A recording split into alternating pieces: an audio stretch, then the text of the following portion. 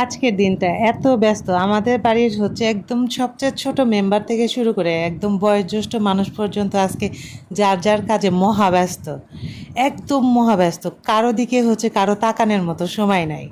ঘড়ির কাঁটায় tick tick করে এখন প্রায় দুপুরে 1টা বাজে, মানে আমি যখন এই ভিডিওটা করছি তখন হচ্ছে ঘড়ির কাঁটায় প্রায় 1টা বাজে।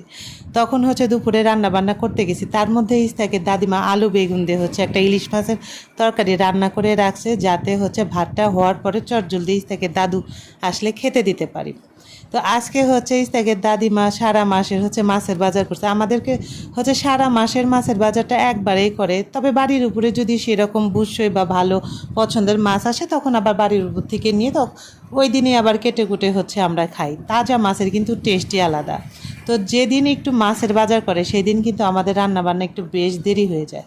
যদি ফ্রিজে সেরকম মাছ টাছ কিছু থাকে তাহলে আগে থেকেই হচ্ছে আমি রান্না করে রাখি, যখন বাজারে যাই সেই মুহূর্তেই হচ্ছে রান্না করে রাখি, যাতে বাড়িতে মাছ নিয়ে আসলে আমাদের হচ্ছে দুপুরে রান্নাটা দেরি না হয়।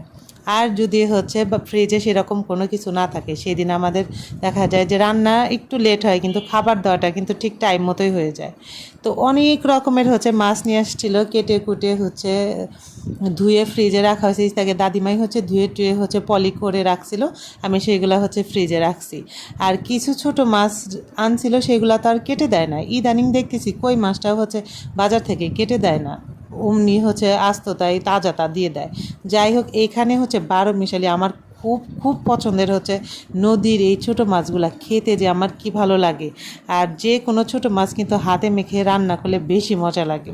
তো এইখানে যে কত রকমের মাছ আছে আমি তা বলতেই পারবো না, তবে হচ্ছে মনে হয় বেলে, ঘাই না, বেলে, বাঁশপাতারি, ট্যাংরা, গোলসা, তারপরে হচ্ছে আর কি কি যেন মাছ আছে, আমি মাছের নাম খুব একটা বলতে পারি না, তবে যে মাছগুলো বেশি পছন্দ করি চেষ্টা করি মনে রাখার জন্য।